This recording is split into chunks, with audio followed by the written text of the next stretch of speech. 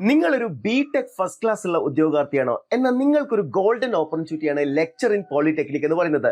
സാധാരണ രീതിയിൽ ഒരു ലെക്ചർ പോസ്റ്റിൽ എത്തണമെങ്കിൽ ഡിഗ്രി, പോസ്റ്റ് ഗ്രാജുവേഷൻ, അതേപോലെ തന്നെ സെറ്റ് നെറ്റ് പോലുള്ള ക്വാളിഫിക്കേഷൻ ഒക്കെയാണ് ആവശ്യമായിട്ട് വരാറുള്ളത്. എന്നാൽ ബിടെക് കഴിഞ്ഞ ഒരു ഉദ്യോഗാർത്ഥിയെ സംബന്ധിച്ചിടത്തോളം ടീച്ചിങ് പോസ്റ്റിലേക്ക് എത്താനുള്ള ഏറ്റവും മികച്ച ഓപ്പർച്യൂണിറ്റിയാണ് പോളിടെക്നിക്കൽ ലെക്ചർ ആവുക എന്നുള്ളത്. പക്ഷേ ഇവിടെ ഒരു കാര്യം പ്രത്യേകം ശ്രദ്ധിക്കണം, ബിടെക് ഉള്ളത് കൊണ്ട് മാത്രം നിങ്ങൾക്ക് ലെക്ചർ ഇൻ പോളിടെക്നിക് ആവാൻ കഴിയില്ല. ഫസ്റ്റ് ക്ലാസ് ബിടെക് എന്ന് പറയുന്നത്, അതായത് 60% ബിടെക്കിന് നിങ്ങൾ എന്ത് ചെയ്തിരിക്കണം, നിങ്ങൾ സ്കോർ ചെയ്തിരിക്കണം. ഫസ്റ്റ് ക്ലാസ് ബിടെക് ഉള്ള ഉദ്യോഗാർത്ഥികൾക്കാണ് ഈ ഒരു അവസരം ഉള്ളത്, ലെക്ചർ ഇൻ പോളിടെക്നിക് എന്ന് പറയുന്നത്. കേരളത്തിൽ ഒരുപാട് പോളിടെക്നിക്കൽ ഉണ്ട്. ഈ പോളിടെക്നിക്കലിലെല്ലാം ലെക്ചർ ആവാനുള്ള യോഗ്യത ഫസ്റ്റ് ക്ലാസ് ബിടെക് ആണ്. അപ്പൊ നിങ്ങളൊരു ഫസ്റ്റ് ക്ലാസ് ബിടെക് ഉള്ള ഉദ്യോഗാർത്ഥിയാണെങ്കിൽ electrical, computer science, civil engineering, electronics and communication branch ഏതുമായിക്കോട്ടെ, നിങ്ങൾ ഈ വീഡിയോ പൂർണ്ണമായിട്ടും കാണുക. നിങ്ങളെ സംബന്ധിച്ചിടത്തോളം വളരെ ഇൻഫോർമേറ്റീവ് ആയിട്ടുള്ള വീഡിയോ ആയിരിക്കും. അതേപോലെ തന്നെ ഒരു മികച്ച ഓപ്പർച്യൂണിറ്റി ഐഡന്റിഫൈ ചെയ്യാൻ നിങ്ങളെ കൊണ്ട് കഴിയുന്നതായിരിക്കും. അതായത് നമ്മൾ ഈ ഒരു ലെക്ചർ ഇൻ പോളിടെക്നിക് നോക്കുകയാണെന്നുണ്ടെങ്കിൽ ഡിപ്പാർട്ട്മെന്റ് എന്ന് പറയുന്നത് ടെക്നിക്കൽ എഡ്യൂക്കേഷൻ ഡിപ്പാർട്ട്മെന്റ് ആണ്. അതിൽ ഡയറക്ട് റിക്രൂട്ട്മെന്റ് ആയിട്ടാണ് എക്സാം കണ്ടക്ട് ചെയ്യാറുള്ളത്. അത് തന്നെ AICT സ്കെയിലാണ് ഇവിടെ വരുന്നത് എന്നുള്ളത് കൊണ്ട് തന്നെ ഒരു മികച്ച സാലറി സ്ട്രക്ചർ എന്നുള്ള കാര്യത്തിൽ യാതൊരു സംശയവും വേണ്ട. നിങ്ങൾക്ക് ലഭിക്കാവുന്നതിൽ വെച്ച് ഏറ്റവും മികച്ച സാലറി, ഒരു തുടക്കക്കാരന് തന്നെ 50,000 മുകളിൽ സാലറി ലഭിക്കുന്ന ഒരു പോസ്റ്റാണ് ലെക്ചർ ഇൻ പോളിടെക്നിക് എന്ന് പറയുന്നത്. അത് കൂടാതെ ഇതിന്റെ ഏജ് ലിമിറ്റ് മനസ്സിലാക്കേണ്ടത് 20 to 39 ആണ്. പക്ഷേ ഈ 39 നിങ്ങൾക്ക് അറിയാം, ഇപ്പൊ ഗവൺമെന്റിന്റെ പുതിയൊരു റിലാക്സേഷൻ വന്നിട്ടുണ്ട്, 4 വർഷത്തെ ഏജ് റിലാക്സേഷൻ. അപ്പൊ അതുകൂടി ചേർക്കുന്ന സമയത്ത് 20 to 43 ആയിട്ട് മാറും. അപ്പൊ ഇതൊരു ഗോൾഡൻ ഓപ്പർച്യൂണിറ്റി തന്നെയാണ് എന്നുള്ള കാര്യം നിങ്ങൾ മനസ്സിലാക്കുക. അപ്പൊ ഫസ്റ്റ് ക്ലാസ് ബിടെക് ഉണ്ടെങ്കിൽ മാത്രം നിങ്ങൾ എന്ത് ചെയ്താൽ മതി, ഈ പോസ്റ്റിനെ കുറിച്ച് ആലോചിച്ചാൽ മതി. നിങ്ങൾ ഒരു ഫസ്റ്റ് ക്ലാസ് ബിടെക് ഉള്ള ഒരു ഉദ്യോഗാർത്ഥിയാണെങ്കിൽ നിങ്ങൾ ഈ ഓപ്പർച്യൂണിറ്റി നിർബന്ധമായിട്ടും ക്രാക്ക് ചെയ്യേണ്ടതായിട്ടുണ്ട്. അപ്പൊ electrical, computer science, civil, electronics എഞ്ചിനീയറിംഗിലൊക്കെ അവസരങ്ങളുണ്ട്. പക്ഷേ ഇലക്ട്രോണിക്സിലെ എക്സാം ഇപ്പോൾ ലേറ്റസ്റ്റ് ആയിട്ട് നടന്നിട്ടേ ഉള്ളൂ. സ്വാഭാവികമായിട്ടും ബാക്കിയുള്ള ബ്രാഞ്ചസിലായിരിക്കും, അതായത് ഇലക്ട്രിക്കൽ, കമ്പ്യൂട്ടർ സയൻസ്, സിവിൽ ഉദ്യോഗാർത്ഥികൾക്കായിരിക്കും ഈ അവസരം ലഭിക്കാൻ പോകുന്നത്. അപ്പൊ നമ്മൾ ബ്രാഞ്ച് വൈസ് ആയിട്ടുള്ള ഈ ഒരു വേക്കൻസീസ് നമ്മൾ നോക്കുകയാണെന്നുണ്ടെങ്കിൽ ഇപ്പൊ നിലവിൽ നമ്മൾ നോക്കുന്ന സമയത്ത് കമ്പ്യൂട്ടർ സയൻസിൽ 92 അഡ്വൈസുകൾ പോയിട്ടുണ്ട്. അപ്പൊ ഇത് ചെറിയ പോസ്റ്റുകൾ വരുന്ന വേക്കൻസി വരുന്ന എക്സാം അല്ല എന്നുള്ളത് മനസ്സിലാക്കുക. 92 അഡ്വൈസുകൾ എന്ത് ചെയ്തിട്ടുണ്ട്, ഈ ഒരു പോസ്റ്റിൽ ഇതിനോടകം പോയിട്ടുണ്ട്. അതേപോലെ തന്നെ ഈ എക്സാമിന്റെ റാങ്ക് ലിസ്റ്റ് വാലിഡിറ്റി എക്സ്പയർഡ് ആകുന്നത് 27/7/2027 എന്ന് വെച്ചാൽ റാങ്ക് ലിസ്റ്റ് എക്സ്പയർഡ് ആവുന്നതിന് മുന്നേ തന്നെ എക്സാം കണ്ടക്ട് ചെയ്യേണ്ടതായിട്ടുണ്ട്. അതുകൊണ്ട് 2026 ലാസ്റ്റിലേക്ക് തന്നെ നോട്ടിഫിക്കേഷൻ നമുക്ക് പ്രതീക്ഷിക്കാം. അത് എന്തുകൊണ്ടാണെന്ന് ചോദിച്ചു കഴിഞ്ഞാൽ, ഇലക്ട്രോണിക്സിൽ നമ്മൾ നോക്കുകയാണെങ്കിൽ ഇലക്ട്രോണിക്സിന്റെ റാങ്ക് ലിസ്റ്റ് എക്സ്പയർഡ് ആവുന്നതിന് മുന്നേ തന്നെ അവർ എന്ത് ചെയ്തു, പുതിയ എക്സാം കണ്ടക്ട് ചെയ്തിട്ടുണ്ട്. അതേ പാറ്റേൺ ഫോളോ ചെയ്യുകയാണെങ്കിൽ കമ്പ്യൂട്ടർ സയൻസിലും ഇലക്ട്രിക്കലിലും സിവിലിലും ഇതേപോലെ നേരത്തെ തന്നെ എക്സാം പ്രതീക്ഷിക്കാം.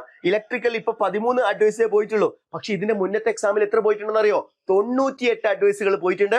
അതുകൊണ്ട് വരാനിരിക്കുന്ന എക്സാമിലും ഒരു മികച്ച നമ്പർ തന്നെ ഇലക്ട്രിക്കലിലും പ്രതീക്ഷിക്കാം. ഇതിന്റെ റാങ്ക് ലിസ്റ്റ് എക്സ്പയർഡ് ആകുന്നത് 12/12/2027 ഇനി സിവില് ഇപ്പൊ 9 വേക്കൻസിയാണ് പോയിട്ടുള്ളത്. പക്ഷേ 29/1/2028 വരെ റാങ്ക് ലിസ്റ്റിന്റെ വാലിഡിറ്റി ഉണ്ട്. അപ്പൊ അതിലും അത്യാവശ്യം നല്ല നമ്പർ ഓഫ് സ്റ്റുഡൻസ് തന്നെ ആയിരിക്കും സെലക്ട് ചെയ്യാൻ പോകുന്നത്. അപ്പൊ ഈ ഒരു ഓപ്പർച്യൂണിറ്റി നിങ്ങൾ മാക്സിമം യൂട്ടിലൈസ് ചെയ്യണം. അപ്പൊ ശരിക്കും ഒരു എയ്ഡഡ് സ്കൂളിൽ ഈ ലെക്ചർ ഇൻ പോളിടെക്നിക് എന്ന് പറയുമ്പോൾ ഒരു +2 +1 ആ ഒരു പോസ്റ്റുമായിട്ട് നിങ്ങൾ കമ്പയർ ചെയ്യണം. HSST ആയിട്ടാണ് നിങ്ങൾ എന്ത് ചെയ്യേണ്ടത്, കമ്പയർ ചെയ്യേണ്ടത്. അപ്പൊ അവിടെ ഒരു പോസ്റ്റിലേക്ക് ഒരു എയ്ഡഡ് കോളേജിൽ എത്ര ഡൊണേഷൻ കൊടുക്കാറുണ്ട്? 40 ലക്ഷം 50 ലക്ഷം ഒക്കെ നമ്മൾ കൊടുക്കാറുണ്ട് അല്ലേ? എന്ന് വെച്ചാൽ നമ്മൾ ഈ ഒരു പോസ്റ്റിന്റെ വാല്യൂ എന്ന് പറയുന്നത് ഒരുപക്ഷെ 40 ലക്ഷം 50 ലക്ഷം ഒക്കെ കൊടുത്ത ആളുകൾ കയറുന്ന ഒരു പോസ്റ്റിലേക്കാണ് നമുക്ക് കേരള PSCയിലൂടെ എത്താൻ കഴിയുന്നത് എന്നുള്ള കാര്യം മനസ്സിലാക്കുക. അപ്പൊ ഈ ഒരു അവസരം നിങ്ങൾ ഒരിക്കലും എന്ത് ചെയ്യരുത്, മിസ് ചെയ്യരുത്. എന്തുകൊണ്ട് ഈ എക്സാമിന് വേണ്ടി നേരത്തെ പ്രിപ്പയർ ചെയ്യണം എന്നുള്ള കാര്യം കൂടി നിങ്ങൾ മനസ്സിലാക്കുക. നോട്ടിഫിക്കേഷൻ വന്നിട്ട് പഠിച്ചാൽ മതിയോ? ഒരിക്കലും അത് മതിയാവില്ല എന്നുള്ളത് സിലബസ് കാണുമ്പോൾ നിങ്ങൾക്ക് മനസ്സിലാവും. സിലബസ് 2 പാർട്ടായിട്ടാണ് സിലബസ് ഉള്ളത്. ഒന്ന് ഫൗണ്ടേഷൻ പാർട്ട്, അഥവാ ബേസിക് എഞ്ചിനീയറിംഗ് പാർട്ടാണ് വരിക. പാർട്ട് 2 എന്ന് പറയുന്നത് ഡൊമൈൻ സ്പെസിഫിക് ആണ്. അതായത് നിങ്ങളുടെ ബ്രാഞ്ച് ഇലക്ട്രിക്കൽ ആണെങ്കിൽ ഇലക്ട്രിക്കൽ, മെക്കാനിക്കൽ ആണെങ്കിൽ മെക്കാനിക്കൽ, ആ രീതിയിലായിരിക്കും നിങ്ങളുടെ ബ്രാഞ്ച് സ്പെസിഫൈഡ് ആയിട്ടായിരിക്കും വരുന്നുണ്ടാവുക. അപ്പൊ ഇതില് നമ്മൾ നോക്കുകയാണെന്നുണ്ടെങ്കിൽ ഈ ഒരു സിലബസിന്റെ വെയിറ്റേജിൽ ടെക്നിക്കൽ മാത്തമാറ്റിക്സ് 10 മാർക്കുണ്ട്, ബേസിക് സിവില് 5 മാർക്കുണ്ട്, ബേസിക് മെക്കാനിക്കല് 5 മാർക്കുണ്ട്, ബേസിക് ഇലക്ട്രിക്കല് 5 മാർക്കുണ്ട്, എസെൻഷ്യൽസ് ഓഫ് ഇലക്ട്രോണിക്സ് 5 മാർക്കുണ്ട്. ഇങ്ങനെ ഈ ഒരു ബേസിക് പാർട്ടും പിന്നെ ഡൊമൈൻ സ്പെസിഫിക് ആയിട്ടുള്ള പാർട്ടുമാണ് എക്സാമിന് വരാൻ പോകുന്നത്. മെക്കാനിക്കലിലും ഓപ്പർച്യൂണിറ്റീസ് ഉണ്ട്. ഇപ്പൊ ഞാനിവിടെ സ്പെസിഫൈ ചെയ്തിട്ടുള്ളത് computer science, electrical, civil, electronics ആണ്. അതിലേക്ക് നിങ്ങൾ എന്ത് ചെയ്യുക, മെക്കാനിക്കൽ കഴിഞ്ഞ ഉദ്യോഗാർത്ഥിയാണെങ്കിലും തീർച്ചയായിട്ടും നിങ്ങൾക്കും ഈ ഒരു ഓപ്പർച്യൂണിറ്റി ഉണ്ട് എന്നുള്ളത് മനസ്സിലാക്കുക. കാരണം എല്ലാ ബ്രാഞ്ചസിലും വരുന്നുണ്ട്. ഞാൻ എല്ലാ ബ്രാഞ്ചും ഇവിടെ എഴുതിയിട്ടില്ല. മെക്കാനിക്കൽ അല്ലാണ്ട് തന്നെ ഒരുപാട് ഓപ്പർച്യൂണിറ്റീസ് വരുന്നുണ്ട് അല്ലേ, മോട്ടോർ വെഹിക്കിൾ ഇൻസ്പെക്ടർ ഒക്കെ വരുന്നുണ്ട്. അതോടൊപ്പം തന്നെ നിങ്ങൾക്ക് പോളിടെക്നിക്കലും ഈ ഒരു അവസരം വരുന്നുണ്ട് എന്നുള്ള കാര്യം മനസ്സിലാക്കുക. അതേപോലെ തന്നെ പാർട്ട് 2 എന്ന് പറയുന്നത് ഡൊമൈൻ സ്പെസിഫിക് ആയിരിക്കും വരിക. അതായത് ഇലക്ട്രിക്കലുകാർക്ക് മാത്രമായിരിക്കും പഠിക്കാണ്ടാവുക. CS അവരുടെ സബ്ജക്ട്, EC-കാർക്ക് അവരുടേത്, സിവിലിൻ്റെത്, ആ രീതിയിൽ. അപ്പൊ ഈ രീതിയിലാണ് എന്ത് ചെയ്യുന്നത്, എക്സാമിന്റെ സിലബസ് വരുന്നത്. അതുകൊണ്ട് തന്നെ നമ്മൾ അതർ ബ്രാഞ്ച് സബ്ജക്ട് കൂടി പഠിക്കേണ്ടി വരുന്നുണ്ട് അല്ലെ. അതായത് ഇലക്ട്രിക്കലുകാരൻ എന്ത് ചെയ്യണം, മെക്കാനിക്കലും ഇലക്ട്രോണിക്സും കമ്പ്യൂട്ടർ സയൻസും പഠിക്കാനുണ്ട്. കമ്പ്യൂട്ടർ സയൻസുകാരന് ഇലക്ട്രിക്കലും മെക്കാനിക്കലും പഠിക്കാനുണ്ട്. സോ ഈ ഒരു പ്രശ്നം ഉള്ളത് കൊണ്ട് തന്നെ നിങ്ങളുടെ പ്രിപ്പറേഷൻ നേരത്തെ സ്റ്റാർട്ട് ചെയ്യൽ വളരെ ഇമ്പോർട്ടന്റ് ആണ്. മാത്രമല്ല എൻട്രിയെ സംബന്ധിച്ചിടത്തോളം എൻട്രി എല്ലാ ബ്രാഞ്ചസിലും കോച്ചിങ് പ്രൊവൈഡ് ചെയ്യുന്ന ഒരു പ്ലാറ്റ്ഫോമാണ്. അപ്പൊ നിങ്ങൾക്ക് ഈ ബേസിക് ഇലക്ട്രിക്കലും ബേസിക് മെക്കാനിക്കലും ബേസിക് കമ്പ്യൂട്ടർ സയൻസും ഒക്കെ പഠിക്കാൻ ഏറ്റവും ഈസി ആയിട്ട് പഠിക്കാൻ പറ്റുന്ന എൻട്രിയിലാണ്. കാരണം എൻട്രിയിൽ കേരളത്തിലെ ഏറ്റവും മികച്ച അധ്യാപകരാണ് ഓരോ ബ്രാഞ്ചസിലും വരുന്നത്. അത് ഇലക്ട്രിക്കലാണെങ്കിലും മെക്കാനിക്കലാണെങ്കിലും സിവിലാണെങ്കിലും ഇലക്ട്രോണിക്സിലാണെങ്കിലും. അപ്പൊ ഈ ഒരു അവസരം നിങ്ങൾ ഉപയോഗപ്പെടുത്തുക.